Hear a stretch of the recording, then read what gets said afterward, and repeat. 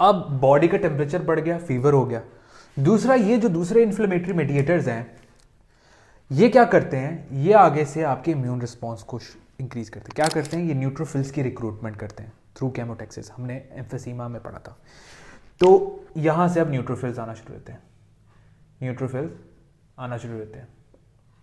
ये न्यूट्रोफिल्स क्या करते हैं, ये आगे से कुछ एंजाइम रिलीज करते हैं, कुछ ऑक्सीडेटिव एजेंट्स रिलीज करते हैं और प्रोटीएजेस रिलीज करते हैं, ताकि वो कोरोना वायरस, जितने भी वायरस उनको ख़त्म करे, उनको डिस्ट्रॉय करे। लेकिन इसका एक नुकसान है। इसका नुकसान ये है कि प्रोटीएजेस और ऑक्सीडेटिव एजेंट जो रिलीज करते हैं, ना सिर्फ ये कोरोना वायरस को डिस्ट्रॉय करते हैं बल्कि आपके एल्वुलाई सेल्स को भी डैमेज करना शुरू होते हैं, यानी कि आपके ये न्यूमोसाइट्स को भी डैमेज करते हैं। अब जब ये डैमेज ज़्यादा इंक्रीज होना शुरू होता है, ये भी आगे से और केमिकल्स रिलीज कर देते हैं। ये क्या रिलीज कर देते हैं, ये ल्यूकोट्राइन्स और प्रोस्टाग्लैंडिन रिलीज कर देते हैं। अब इससे क्या होता है कि ल्यूकोट्राइन्स तो पहले जाएगा, सबसे पहले तो जाएगा यहां पर आपके ब्रोंक्यूल्स में। अब ब्रोंक्यूल्स में जब जाएगा तो ये क्या करेगा, ये आपके ब्रोंक्यूल्स की कंस्ट्रिक्शन शुरू कर देगा, स्मूथ मसल्स की कंस्ट्रिक्शन शुरू हो जाएगी।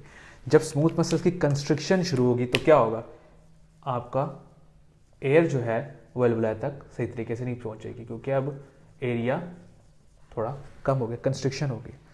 अब एक तो इन्होंने कंस्ट्रक्शन कर दी, दूसरा आपके कैपिलरीज की परमिबिलिटी भी इंक्रीज हो जाती है, यानी कैपिलरीज की परमिबिलिटी इंक्रीज होती है। जो कैपिलरीज के सेल्स है उसमें थोड़ा सा गैप शुरू होता है। जब गैप शुरू होता है तो यहाँ पर ये फ्लूइड बाहर आना शुरू होता है, एडीमा होना शुरू होता है। ना सिर्फ यहाँ बल्कि यहाँ पर भी आपके एल्वुलाई में भी पहुँच जाता है, यानी कि एल्वुलर एडीमा भी हो जाता है। अब क्या होता है कि आपके ये जो सेल्स हैं ये गैसेस एक्सचेंज का काम करते हैं। जब इधर एडीमा हो गया, इधर डिस्ट्रक्शन हो गई है, तो ऑक्सीजन जो यहाँ पे है वो कैपिलरीज तक जाएगा नहीं। जब कैपिलरीज तक नहीं जाएगा तो आपके ब्लड में ऑक्सीजन की कमी हो जाएगी, और जब कमी होगी then it will lead towards hypoxia.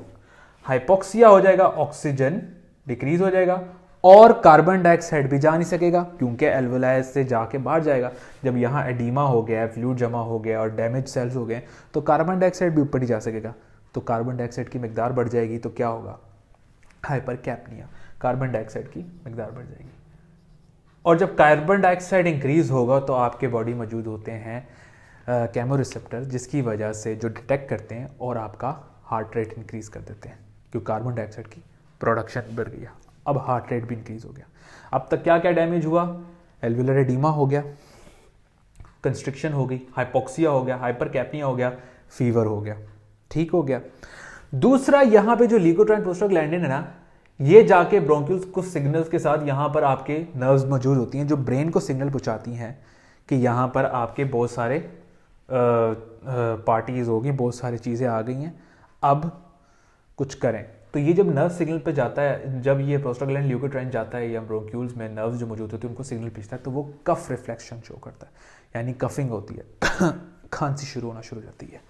और ये मोस्टली कोरोना वायरस के पेशेंट में ड्राई कफ होती है। ड्राई कफ यानी इसमें कोई रेशा वगैरह नहीं होता, ड्राई कफ होती है, लेकिन 33% में प्रोडक्टिव कफ भी होती है, रेशा भी मौजूद हो जाता है। क्यों? क्योंकि इन्फ्लेमेटरी रिएक्शन की वजह से म्यूकस की प्रोडक्शन भी इंक्रीज हो जाती है।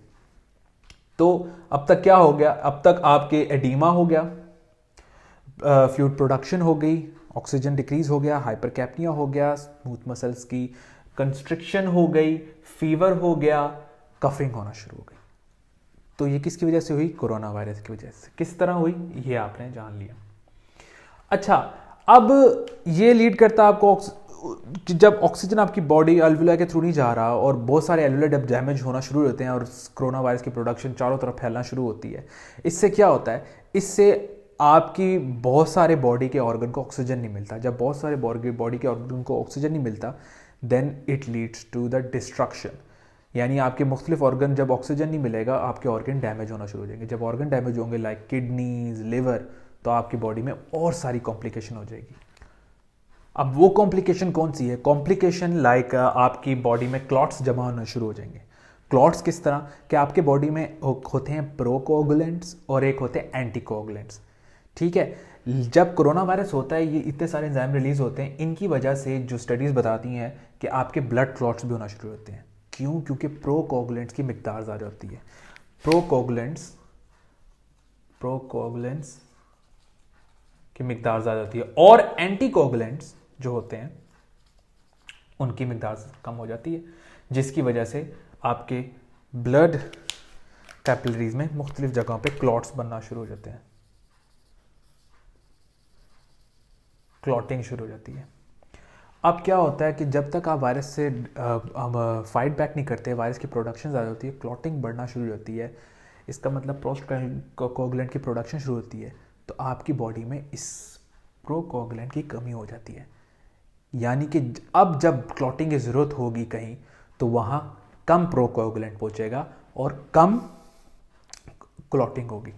इसका एक और नुकसान है, ड्रॉबैक है।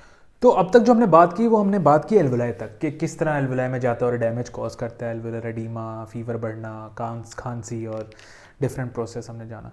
तो अब तो अब सवाल ये उठता है कि सिर्फ ये एल्वुलाई तो डैमेज करता है? नहीं, it can damage your olfactory tissues, it can damage your taste bud also. ये आपके स्टमक में भी जा सकता है। तो फिर क्या होता है, यानी कि आपकी सूंघने की सलाहियत ख़त्म हो जाएगी अगर ये डैमेज करेगा आपके ऑल्फैक्टरी सेल्स को।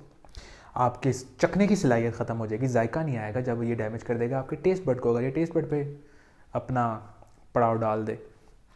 इट कैन ऑल्सो आपके स्टमक में भी जा सकता है, और जिसकी वजह से आपको डायरिया हो सकता है, पेन हो सकता है, वॉमिटिंग एंड सो ऑन।